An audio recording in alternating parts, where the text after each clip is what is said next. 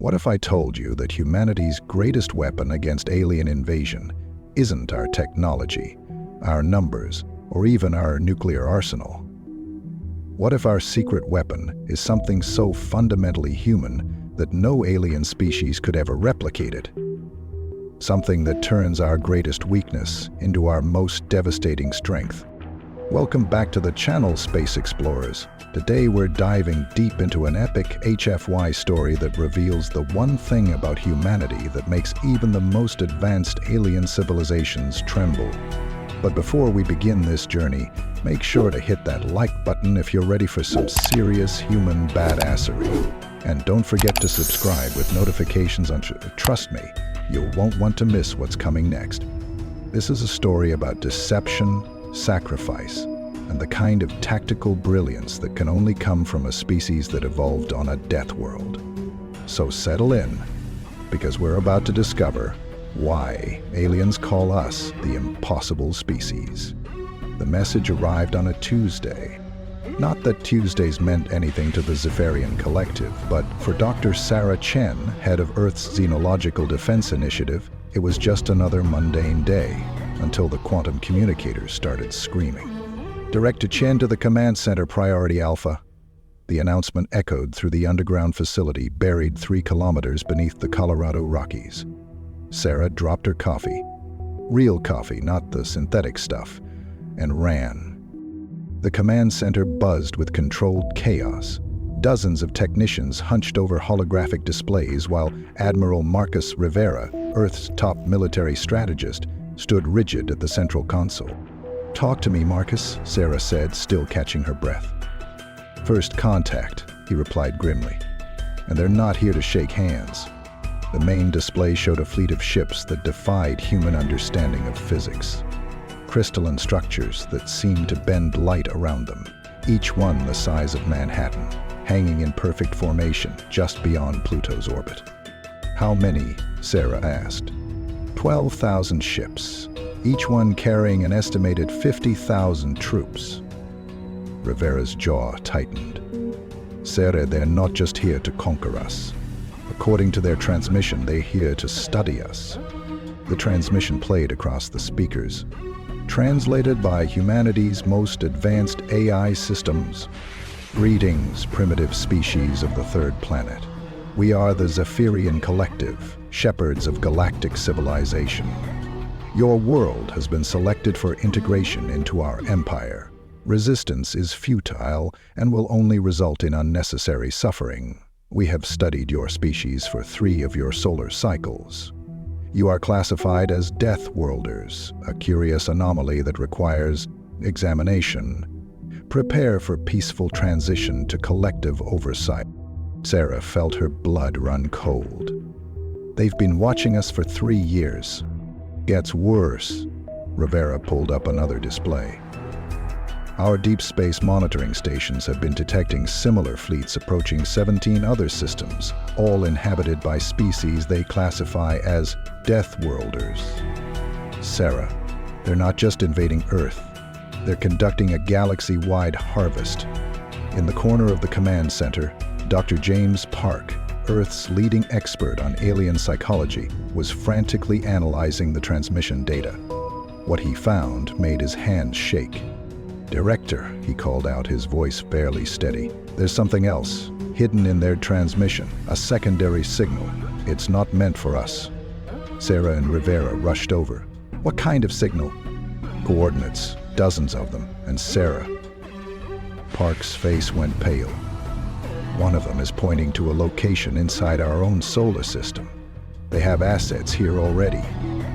The emergency session of the United Earth Council lasted 18 hours. Representatives from every nation, every military branch, every scientific institution, all trying to answer the same impossible question. How do you fight an enemy with technology thousands of years ahead of your own? "Conventional warfare is suicide," General Harrison from the Joint Chiefs stated bluntly. "Their shields can deflect our most powerful nuclear weapons. Their energy weapons can glass entire continents. We're talking about a civilization that treats faster than light travel like we treat automobile." Sarah stood at the head of the conference table, her mind racing. Then we don't fight conventionally. What are you suggesting? Asked President Martinez. I'm suggesting we remember what makes us human. Sarah activated the holographic display. For 3 years they've been studying us. They think they understand us. But there's one thing about humanity that no alien species has ever truly grasped. She pulled up footage from throughout human history. The Battle of Thermopylae, the Warsaw Ghetto Uprising, the Siege of Stalingrad, the evacuation of Dunkirk. We're the only species in the known galaxy that evolved on a Class 12 death world. Every single day of our evolution, our planet tried to kill us. Predators, diseases, natural disasters, climate changes that would wipe out entire civilizations. And we not only survived, we thrived. Admiral Rivera leaned forward. You're talking about guerrilla warfare. I'm talking about something deeper than that. Sarah's eyes blazed with determination. I'm talking about the one thing that separates us from every other species in the galaxy. We're the only ones who learn to lie. The room fell silent. Think about it, Sarah continued. Every other species they've conquered developed on garden worlds. They evolved cooperation, honesty, direct communication. They can't conceive of deception on a strategic level. But humans? We've been lying to each other for survival since we lived in caves. We've turned deception into an art form. Dr. Park, who had been quietly analyzing alien communication patterns, suddenly looked up. She's right. Their entire communication structure is based on direct information transfer. They literally cannot comprehend the concept of saying one thing while meaning another. So what's the plan? President Martinez asked. Sarah smiled, and it was the kind of smile that had once made saber-toothed tigers think twice about hunting early humans. We're going to do what humans do best. We're going to make them think they've won.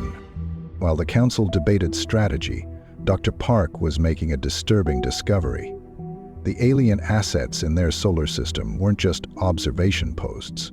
They were infiltration units, and according to his analysis, they'd been replacing key personnel in governments and military installations worldwide. Sarah, he whispered urgently during a break, we have a bigger problem. I think they have people on the inside, human-looking, but the biosignatures are all wrong. Sarah felt her stomach drop. How many? I don't know. But Sarah, I think one of them might be in this room.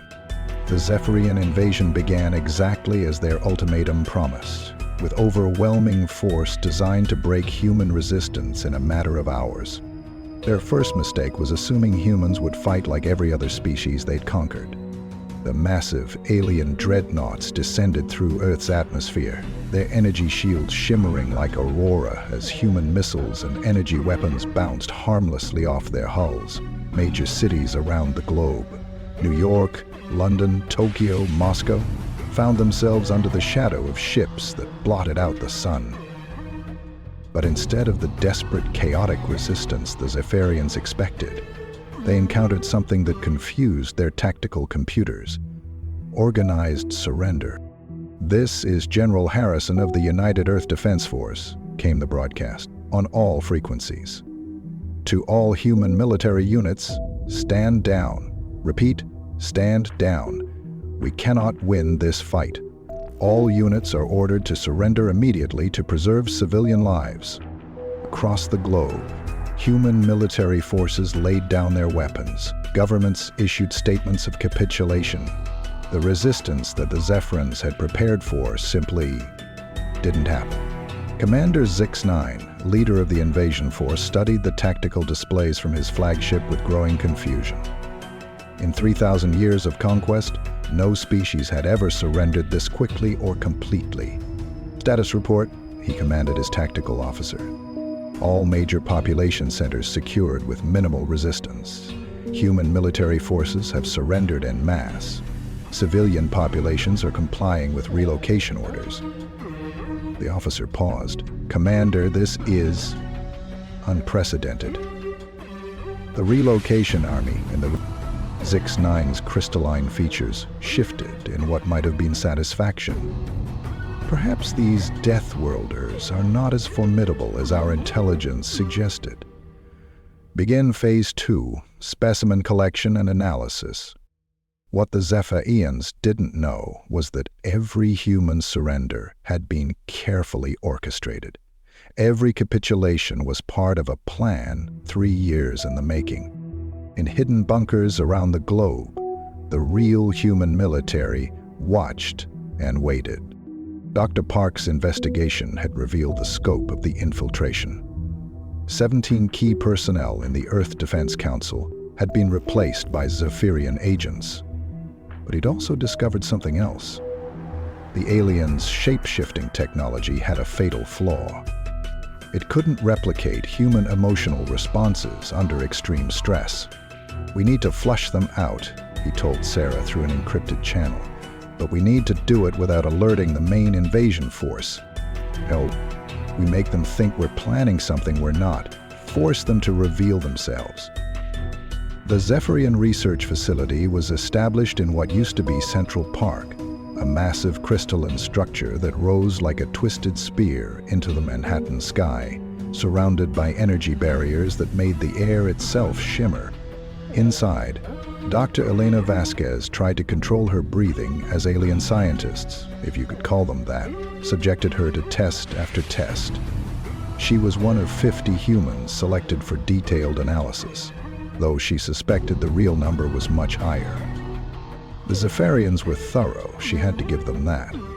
They'd mapped her DNA, scanned her brain patterns, tested her reflexes and psychological responses.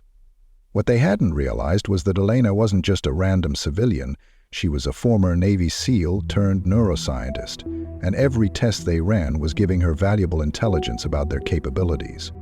"Fascinating," the lead researcher, who called himself Researcher Prime, commented as he reviewed her latest brain scans. "Your neural pathways show adaptations we've never encountered. The capacity for what you call creative thinking is far beyond anything we've observed in other species." Elena forced herself to appear frightened and confused. "I don't understand. What do you want from us?" "Understanding," Researcher Prime replied. "Your species survived on a world that should have killed you 1,000 times over. We must know how. The applications for our own evolution could be significant."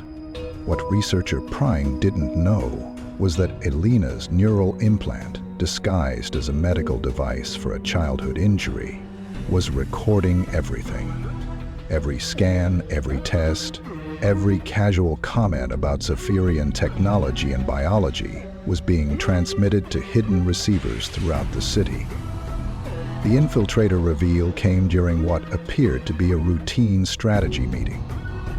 Dr. Park had prepared a false briefing about a secret weapon hidden in the Antarctic research stations. As he presented the fabricated intelligence, he watched the faces around the table. 17 people showed no emotional response to the news that humanity might have a fighting chance. "Interesting," Sarah said calmly. "Dr. Park, could you elaborate on the weapon's capabilities?" As Park continued his fictional briefing, Sarah quietly activated a hidden signal. Within minutes, security teams had surrounded the building.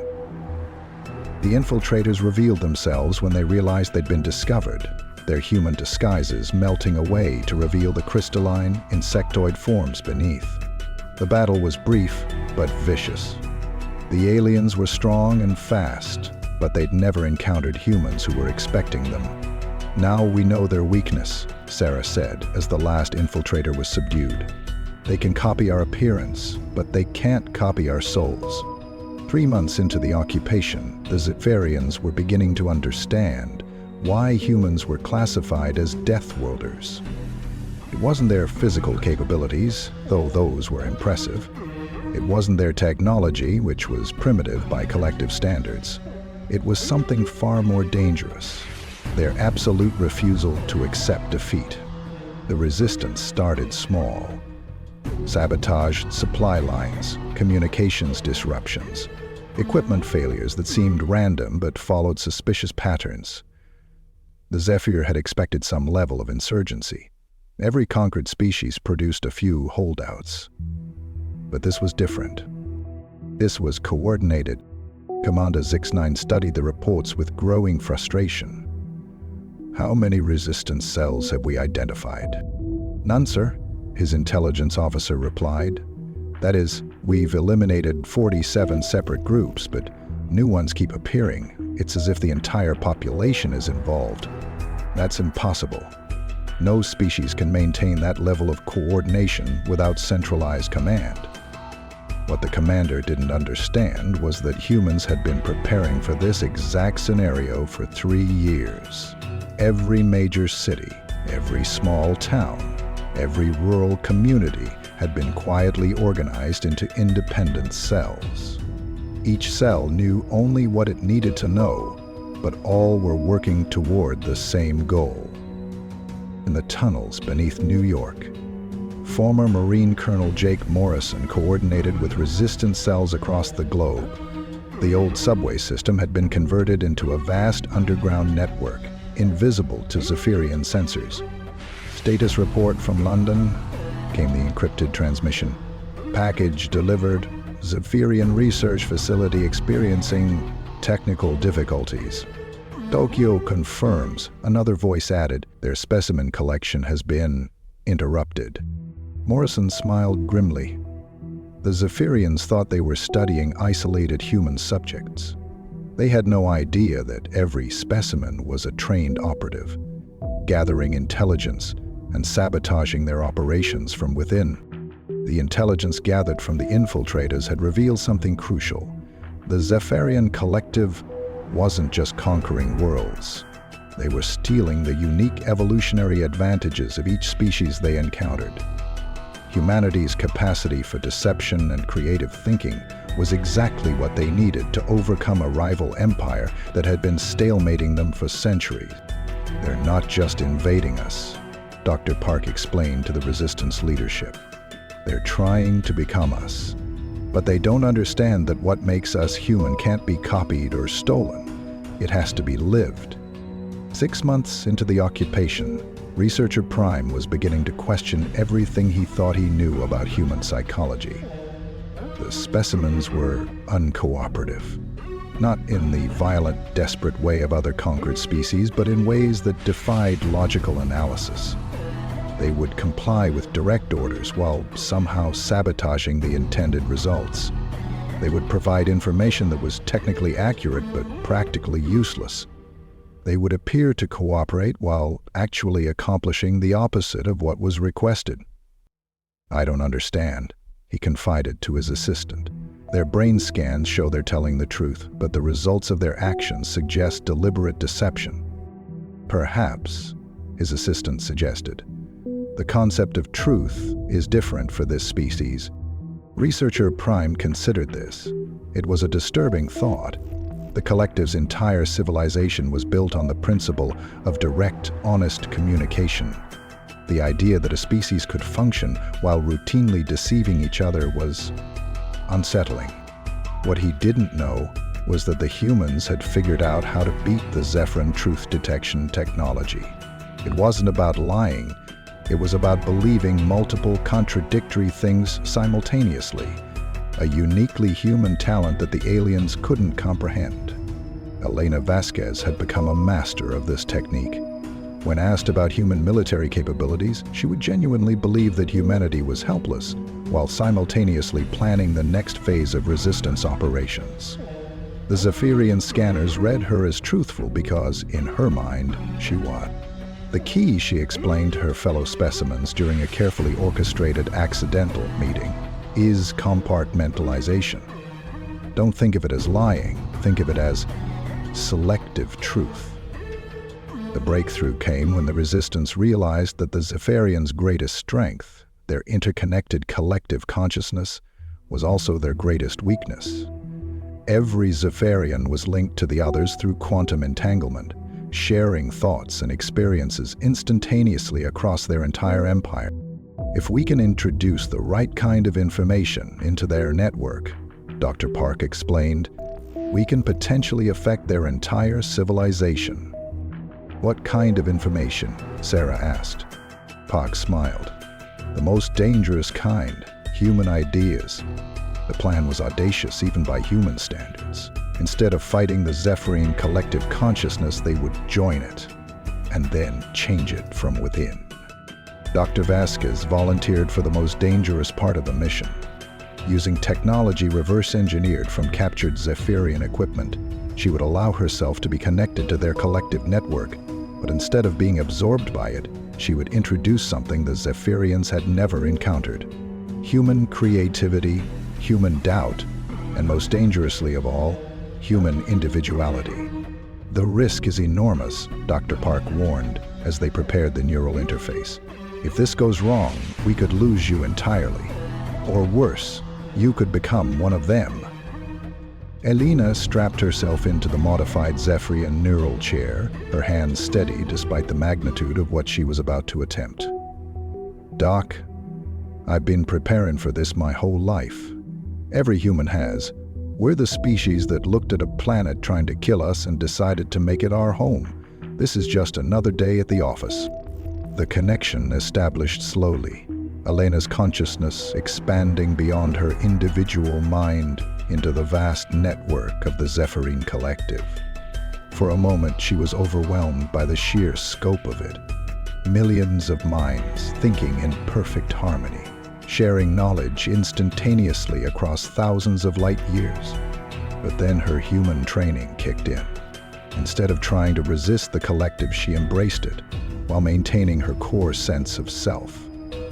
It was like being a single instrument in a massive orchestra, while still playing her own unique melody. The effect on the collective was immediate and profound. For the first time in their species' history, Zephyrians began to experience doubt.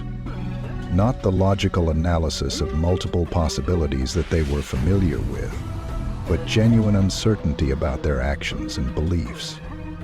Individual Zephyrians across the galaxy began to question orders, to wonder if there might be better ways to accomplish their goals, to imagine alternatives that had never occurred to them before. Commander Zix-9 felt it first as a strange sensation in his neural pathways, a questioning of his mission that seemed to come from nowhere. "Status report," he commanded, but for the first time, he found himself wondering if he really needed a status report or if he was just following routine. The thought was so alien to his nature that it stopped him cold. Dr. Park, monitoring Elena's vital signs from the hidden command center, watched in amazement as the Zephyrian communication networks began to show unprecedented patterns. "Sarah, you need to see this. Their entire command structure is fragmenting." Is Elena safe? More than safe, she's winning. Across the Zephyrian Empire, the infection of human consciousness spread like wildfire through their quantum-entangled network. What had been a perfectly coordinated civilization began to experience something they had no word for: internal conflict.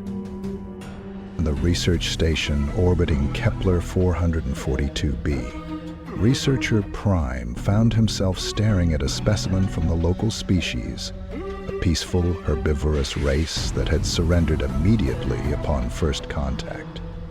For 3,000 years, this would have been routine. Catalog the species, extract useful genetic material, integrate the survivors into the collective's workforce. But now, for the first time, he found himself wondering, what if we're wrong? The thought was so heretical, so fundamentally opposed to everything the collective stood for, that it should have been immediately suppressed by his neural conditioning. Instead, it grew stronger. What if there are better ways to interact with other species? What if conquest isn't the only option? Similar thoughts were occurring to Zephyros throughout the galaxy. Fleet commanders began to question their orders. Scientists started to wonder if their research methods were ethical. Even the High Council on the collective homeworld found themselves debating concepts that had never existed in their language before. Back on Earth, Elena maintained her connection to the network while her human consciousness acted like a virus, spreading doubt, creativity and individuality throughout the collective. But she wasn't trying to destroy them, she was trying to save them. The beautiful thing about human nature, she transmitted to her fellow resistance members, is that we don't just survive, we help others survive too, even our enemies. The Zephyrian response was predictable. They tried to sever the connection, to isolate the infected nodes of their network. But it was too late. The ideas had already spread too far, taken root in too many minds. For the first time in their species' history, individual Zephyrians began to act independently. Commander Zix-9 stood in his command center, staring at reports that made no sense. Half his fleet was refusing orders. The other half was requesting clarification on missions they'd never questioned before. And strangest of all, several ships had actually begun communicating with the human resistance, asking questions about concepts like mercy and coexistence. "Commander," his tactical officer reported, "we're receiving a transmission from the human leadership. They're requesting a meeting." "A meeting?" Zax-9 found himself curious about what they might have to say. The old him would have dismissed such a request immediately, put them through. Sarah Chen's image appeared on the main display, and Zix-9 was struck by something he'd never noticed before: the complexity of human facial expressions, the way emotions played across their features in patterns that conveyed meaning beyond words. "Commander," Sarah said, "I think it's time we had an honest conversation about what's really happening here." The meeting took place in neutral space, aboard a hastily constructed station that represented the first truly cooperative effort between humans and Zephyrians. Commander Zix-9, accompanied by a small delegation of his most trusted officers, faced Sarah Chen and the human leadership team. But this wasn't the same commander who had arrived at Earth 9 months earlier. The infection of human consciousness had changed him, given him something his species had never possessed: the ability to see situations from multiple perspectives simultaneously. "You've done something to us," he said without preamble. "Our entire civilization is changing." "We've given you a gift," Sarah replied. "The same gift our Deathworld gave us, the ability to think for yourselves." "It's chaos," one of Zix-9's officers protested. "Our perfect unity is fragmenting. Individual Zephyrians are making decisions without consulting the collective. Some are even refusing direct orders." Dr. Park leaned forward. "What you call chaos, we call growth. What you call fragmentation, we call individuality. Your species has been stagnant for millennia because you never learned to disagree with yourselves." Zix-9 considered this. The concept of productive disagreement was still foreign to him, but he was beginning to understand its value. "The humans in our research facilities, they were never really specimens, were they?" "Every single one was a volunteer," Helena Vasquez said, speaking for the first time. She was still connected to the Zephyrian network, but now she served as a bridge between the two species rather than an infiltrator. "We knew you would study us. We wanted you to, because we knew that understanding humanity would change you." "But why?" Zax-9 asked. "We invaded your world. We enslaved your people. Why would you want to help us?" Sarah smiled, and it was the same smile that had once convinced saber-toothed tigers to become humanity's companions instead of their predators. "Because that's what Deathworlders do. We don't just survive, we help others survive too, even when they start as our enemies." "There's something else you need to understand," Dr. Park continued. "You've been classifying species as Deathworlders based on the hostility of their home planets. But you've missed the real significance. It's not about surviving hostile environments. It's about what that survival teaches you." He activated a holographic display showing dozens of worlds throughout the galaxy. "Every species you've conquered came from garden worlds, perfect climates, abundant resources, no natural predators. They never had to learn to adapt, to innovate, to cooperate with former enemies for mutual survival. But Deathworlders, Sarah added, we learned something else entirely. We learned that the universe doesn't care about your plans, your hierarchies, or your perfect systems. The universe will throw everything it has at you, and the only way to survive is to be flexible, creative, and willing to work with anyone, even your enemies. If it means everyone lives to see another day, Zix9 felt something he'd never experienced before. Humility. You're saying we've been approaching galactic civilization. The way to survive is to be flexible, creative, and willing to work with anyone, even your enemies. If it means everyone lives to see another day, Zix9 felt something he'd never experienced before. Humility. You're saying we've been approaching galactic civilization entirely wrong. Not wrong, Elena corrected gently. Incomplete. You've mastered order, efficiency, unity, but you never learned chaos, creativity, or individuality. You need both to truly thrive. The transformation of the Zetharian collective didn't happen overnight. Across their empire, individual Zetharians struggled with concepts that had no precedent in their culture. Some embraced the change, finding liberation in the ability to think independently. Others resisted, clinging to the old ways of perfect unity and unquestioning obedience. But the change was irreversible. The human virus of consciousness had spread too far, taken root too deeply. The collective was becoming something new, not a hive mind, but a true collective of individuals working together by choice rather than compulsion. On Earth, the occupation had transformed into something unprecedented, a collaborative research project. Zephyrin technology combined with human creativity was producing innovations that neither species could have achieved alone. Faster-than-light communication that didn't require quantum entanglement. Energy sources that worked in harmony with planetary ecosystems. Medical techniques that could heal both organic and crystalline life form. The irony, Sarah observed during one of the daily joint briefings, is that you came here to steal our evolutionary advantages. Instead, you're learning to develop your own. Commander Zix9, who now insisted on being called simply Zix, nodded thoughtfully. We spent so long trying to perfect ourselves that we forgot how to grow. Your species taught us that perfection isn't a destination, it's a process. The changes weren't limited to the Zephyrian collective. Throughout the galaxy, other species were taking notice. The empire that had seemed invincible was suddenly different. More flexible, more willing to negotiate, more interested in cooperation than conquest. Dr. Vasquez, still serving as a bridge between human and Zephyrian consciousness, reported on the broader implications. It's spreading beyond the collective. Other species are seeing what's possible when you combine order with chaos, unity with individuality. We're looking at a fundamental shift in galactic civilization. And it all started, Dr. Park mused, because humans learned to lie. Not just lie, Sarah corrected.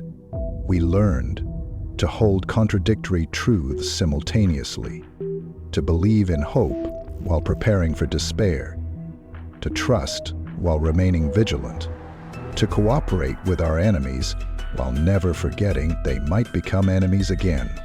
Zix considered this. Your secret weapon wasn't deception. It was complexity. Exactly. Every other species in the galaxy thinks in binary terms. Friend or enemy, truth or lie, order or chaos. Humans learn to think in spectrums, to find the spaces between absolutes. That's what made us impossible to predict or control. The real test of the new paradigm came when the collective's ancient enemies, the hegemony of worlds, launched their long-planned invasion of Zephyrin space. For centuries, the two empires had been locked in a cold war, each waiting for the other to show weakness. The hegemony had been watching the changes in the collective with growing alarm. The rigid, predictable enemy they'd been preparing to fight had become something chaotic and unpredictable. Their carefully laid plans, based on millennia of studying Zephyrian behavior patterns, were suddenly useless. "This is our chance," Hegemony War Leader Krath declared to his assembled fleet commanders. "The collective is fragmenting, their unity broken. We strike now, while they're weak and divided." What Krath didn't understand was that the collective wasn't fragmenting, it was evolving. And they weren't alone. The first Hegemony battle group to enter collective space encountered something they'd never seen before. Zephyrin and human ships fighting side by side, their tactics a seamless blend of collective efficiency and human unpredictability. "Impossible," Krath muttered as he watched the tactical displays. "The humans should be slaves, not allies." His tactical officer, a member of the insectoid Vex species, clicked his mandibles nervously. "War Leader, their coordination patterns make no sense. They're operating as individuals while maintaining perfect unit cohesion. Our predictive algorithms can't track their movements." The battle was unlike anything in recorded galactic history.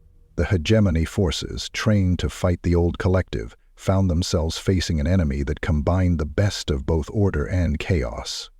Zephyrian ships would execute perfect formations, while human vessels improvised brilliant tactical solutions on the fly. The two approaches complemented each other in ways that multiplied their effectiveness exponentially.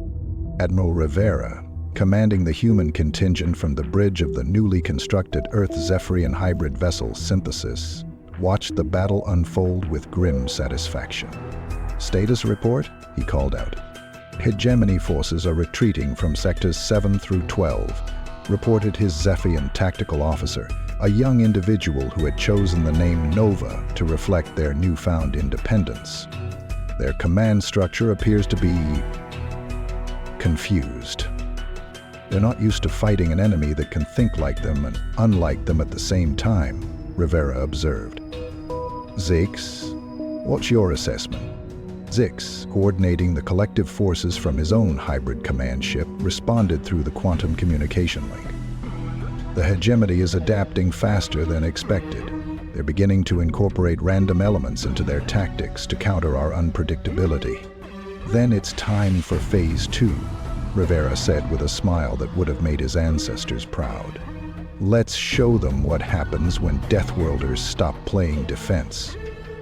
What happened next would be studied in military academies across the galaxy for generations to come. The combined human Zephyrian fleet didn't just defeat the hegemony invasion.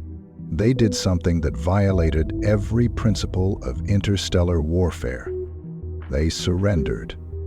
Not a real surrender, of course, but a tactical deception so audacious that it caught the hegemony completely off guard.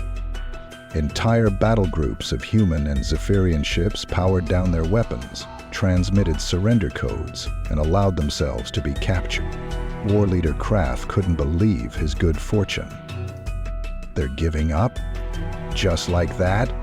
"It appears so, War Leader," his tactical officer replied, though his mandibles were clicking with uncertainty. "Our forces are taking control of their vessels now."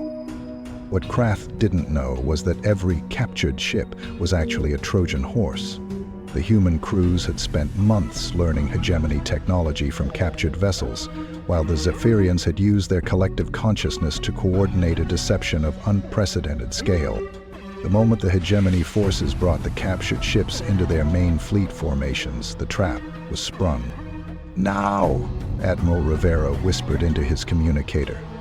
Across the hegemony fleet, the captured vessels suddenly came alive, but instead of attacking, they began broadcasting something the hegemony had never encountered: human music, human art, human stories, and most dangerously of all, human ideas about freedom, individuality, and the right to choose one's own destiny. The effect on the hegemony forces was immediate and devastating. Species that had been enslaved for millennia suddenly began to question their servitude. Soldiers who had never thought to disobey orders began to wonder why they were fighting. Even the hegemony leadership found themselves experiencing doubt for the first time in their lives. Dr. Vasquez, still connected to both human and Zephyrian consciousness networks, had developed a new technique, the transmission of pure concept through quantum entanglement.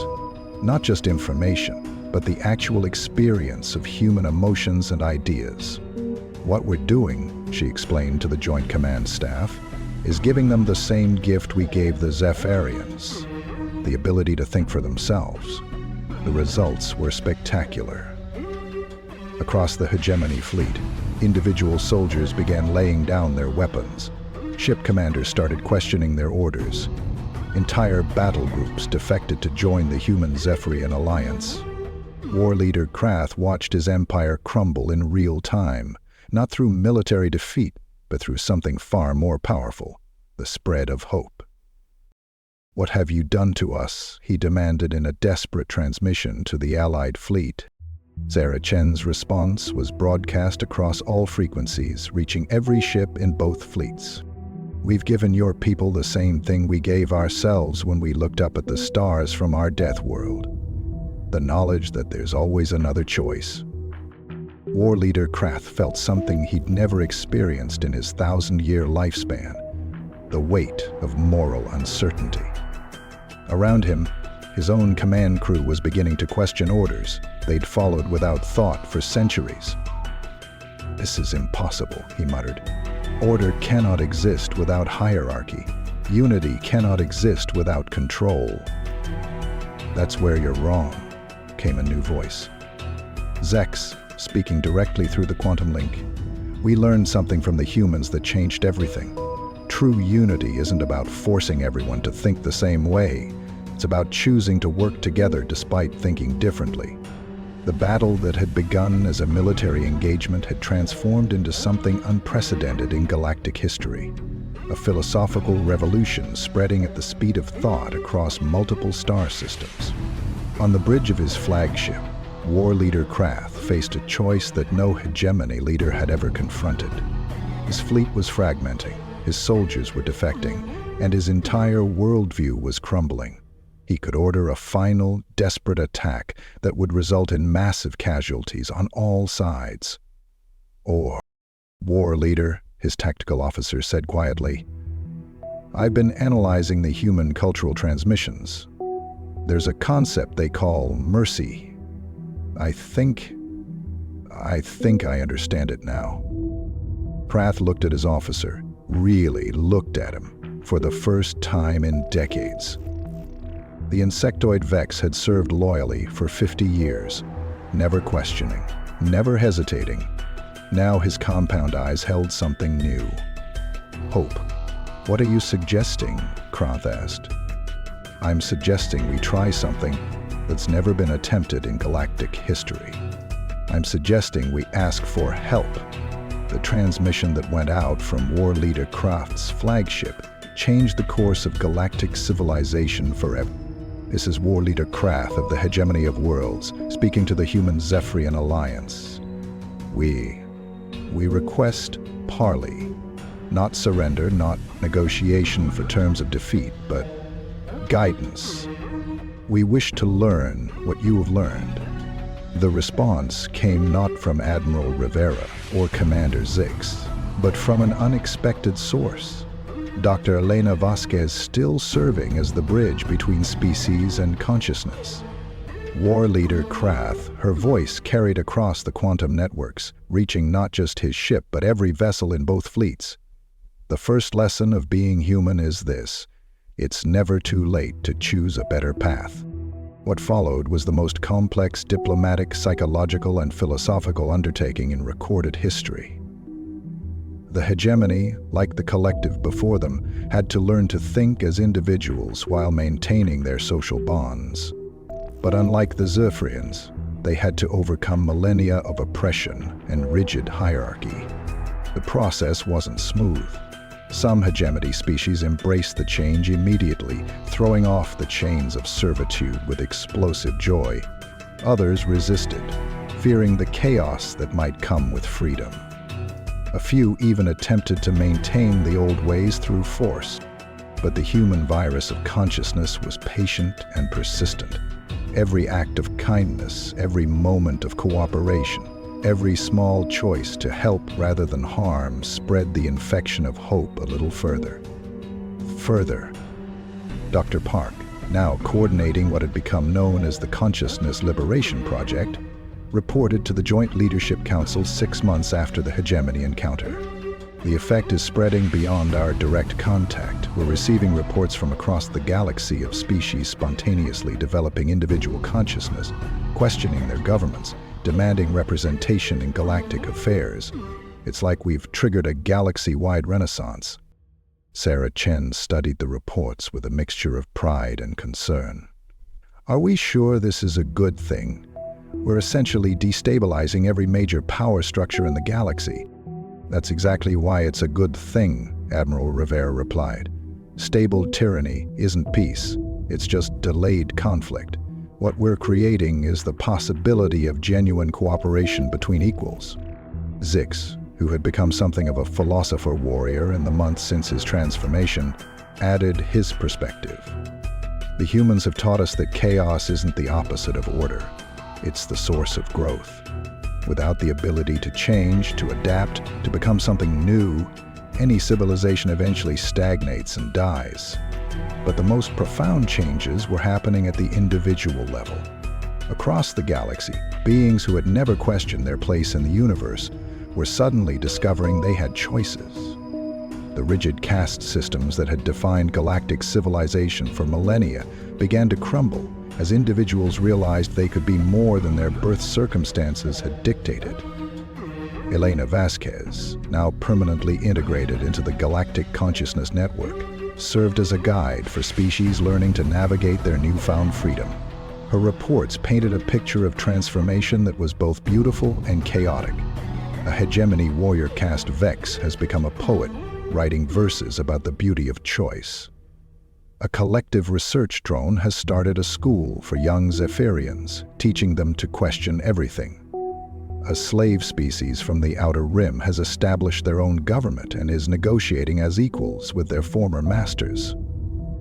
And the resistance? Sarah asked. Diminishing daily. It's hard to argue for oppression when you can literally feel the joy of freedom through the quantum network. The old ways aren't being defeated. They're being outgrown. 2 years after first contact, the galaxy was unrecognizable.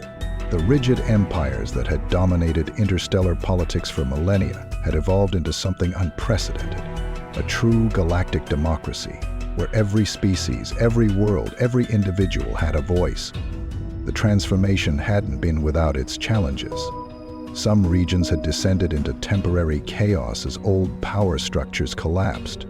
There had been conflicts, misunderstandings, and growing pains as species learned to interact as equals rather than as conquerors and conquered.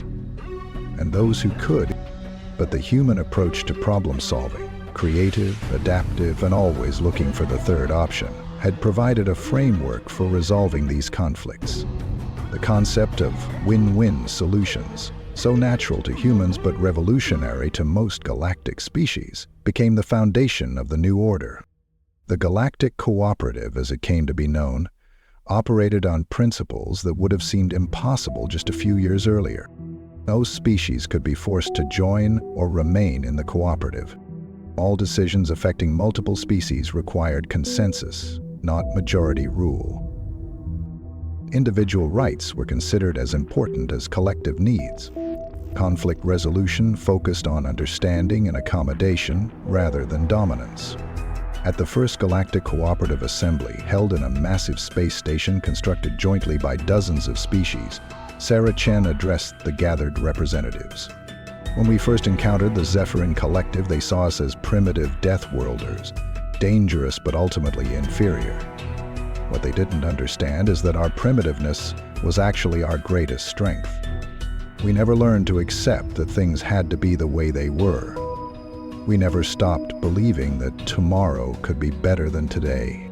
He gestured to the assembly hall, where beings from hundreds of worlds sat together in harmony, despite their vast differences. This is what happens when you combine the wisdom of ancient civilizations with the stubborn optimism of a species that refuse to let their planet kill them. This is what happens when you realize that diversity isn't a weakness to be overcome. It's a strength to be celebrated. War leader Krath, now calling himself simply Krath and serving as an advocate for former slave species, stood to respond. The humans taught us that strength isn't about the ability to force others to obey. True strength is the ability to inspire others to choose cooperation freely. Dr. Park, now recognized as the galaxy's leading expert on consciousness integration, delivered the keynote address that finally explained humanity's secret weapon. For years, everyone assumed that humanity's advantage came from our technology, our military tactics, or our physical capabilities. But the real secret weapon was something much simpler and much more powerful. We never learned to give up hope. He activated a holographic display showing the spread of consciousness liberation across the galaxy. Every other species in the galaxy had learned to accept their limitations. Garden world species accepted that conflict was inevitable. Hive minds accepted that individuality was impossible. Hierarchical societies accepted that equality was a fantasy. But humans evolved on a world that should have killed us 1,000 times over. We learned that impossible just means no one has figured out how yet. We learned that every problem has a solution if you're creative enough to find it. And most importantly, we learned that the best solutions are the ones where everyone wins. The assembly erupted in what could only be described as galactic applause, a cacophony of sounds, colors, and energy patterns as hundreds of species expressed their approval in their own unique ways. 5 years after first contact, Dr. Elena Vasquez stood on the observation deck of the research station orbiting Earth, watching as ships from across the galaxy came and went in peaceful commerce and cultural exchange. The planet that had once been threatened with conquest was now the unofficial capital of galactic civilization, not through force, but through the simple fact that everyone wanted to learn from the species that had changed everything. "Any regrets?" asked Zik, who had become one of her closest friends and collaborators. Elena smiled, her consciousness still connected to the galactic network, but her individuality intact. "About which part? Volunteering to be a test subject? Infecting an entire galactic empire with human consciousness? Or accidentally starting a galactic revolution?"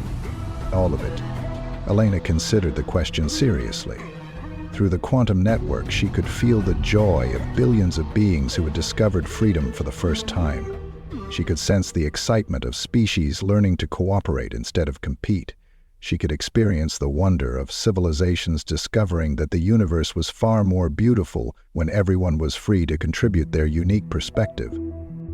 "No regrets," she said finally. "This is what we were meant to do. Not conquer, not dominate, but inspire. We showed the galaxy that there's always another way, always another choice, always hope for something better." The work wasn't finished. There were still regions of the galaxy where the old ways persisted, where species clung to hierarchy and oppression out of fear or tradition. But the virus of consciousness continued to spread, carried not by force, but by example. Human ships, now crewed by mixed species teams, served as ambassadors of the new way. They didn't impose human values on other cultures. Instead, they demonstrated the power of cooperation, creativity, and hope. They showed that strength came not from the ability to destroy, but from the wisdom to build. Dr. Park, now elderly but still sharp, continued his research into consciousness integration. His latest project involved developing ways to help species maintain their unique cultural identities while participating in the galactic community. "Unity doesn't mean uniformity," he often said. "The goal isn't to make everyone human. It's to help everyone become the best version of themselves." Admiral Rivera, promoted to head of Galactic Defense Coordination, oversaw a military force unlike any in history. Instead of conquest, their mission was protection. Instead of enforcing order, they preserved the freedom that made growth possible. "We're not soldiers anymore," he told his mixed species crews. "We're gardeners, helping civilizations grow." But perhaps the greatest victory was the simplest one. In schools across the galaxy, children of dozens of species learned together, played together, and dreamed together. They grew up not seeing differences as threats, but as opportunities. They learned that the universe was vast enough for everyone's dreams. Sarah Chen, now serving as Earth's representative to the Galactic Cooperative, often visited these schools. Her favorite question to ask the children was always the same: "What do you want to be when you grow up?" The answers never failed to amaze her. A young Zephyrian wanted to be a human stallion comedian. A Vex child dreamed of becoming a peace negotiator. A human girl wanted to learn collective-style perfect harmony singing. "This," Sarah would tell her colleagues, "is our real victory. Not that we defeated our enemies, but that we helped them become our friends. Not that we imposed our will on the galaxy, but that we inspired the galaxy to choose a better path." 10 years after first contact, the galaxy had settled into its new rhythm. The Galactic Cooperative had grown to include over 10,000 species, each contributing their unique strengths to the collective good. Wars hadn't ended entirely, but they had become rare. And when they did occur, they were usually resolved through the intervention of mixed species peacekeeping forces, trained in human-style creative problem-solving. The secret weapon that had changed everything was finally understood by all. It wasn't deception, technology, or military might. It was something far simpler and far more powerful. The stubborn, irrational, absolutely human refusal to accept that things had to stay the way they were. The bone-deep belief that tomorrow could be better than today if you were willing to work for it. The crazy idea that enemies could become friends, that problems could become opportunities, that the impossible was just another word for not yet. Humanity had looked at a galaxy locked in eternal conflict and asked the most dangerous question in the universe: what if there's a better way? And then they had spent every day since proving that there was. In the end, the secret weapon humans used against alien armies wasn't a weapon at all. It was a gift. The gift of possibility, wrapped in hope and delivered with the kind of stubborn determination that only comes from a species that learned to thrive on a world trying to kill them. The galaxy had tried to conquer humanity and instead found itself transformed by the encounter. The Deathworlders had done what they did best. They had survived, adapted, and helped everyone else do the same. And in the vast network of consciousness that now connected billions of beings across thousands of worlds, one thought echoed with perfect clarity: this is just the beginning. And there you have it, space explorers. The secret weapon that humanity used against alien armies wasn't advanced technology or superior firepower. It was something far more powerful: the uniquely human ability to hope, to adapt, and to find the third option when everyone else sees only two choices. If this story resonated with you, I need you to do something right now. Smash that like button if you believe humanity's greatest strength is our refusal to give up hope, even when facing impossible odds. Hit subscribe and ring that notification bell, because we're just getting started with these epic HFY stories. I've got dozens more tales of human ingenuity, determination, and the kind of stubborn optimism that can change the galaxy. But most importantly, I want to hear from you in the comments below. What do you think is humanity's real secret weapon? Is it our creativity, our adaptability, or something else entirely? Which character in this story did you connect with most? Elena's courage, Sarah's leadership, or maybe Zix's transformation? What other aspects of human nature do you think would surprise alien civilizations? Do you have ideas for future HFY stories you'd like me to explore? Special challenge for the comment section. Tell me about a time when you or someone you know found a creative solution to an impossible problem. Let's celebrate that uniquely human trait of never accepting that something can't be done. And here's something cool. If this video gets 10,000 likes, I'll create a follow-up story exploring what happens when humanity encounters an even more advanced alien civilization. Will our secret weapons still work? There's only one way to find out. Remember, fellow humans, we're the species that looked at a planet trying to kill us and decided to make it our home. We're the ones who saw the vast emptiness of space and decided it needed exploring. We're the Deathworlders who turned our greatest weakness, our stubborn refusal to accept defeat, into our greatest strength. So keep being impossible, keep finding the third option, keep believing that tomorrow can be better than today. Until next time, this has been your guide to humanity's place among the stars. Stay curious. Stay hopeful. And remember, we're all in this together.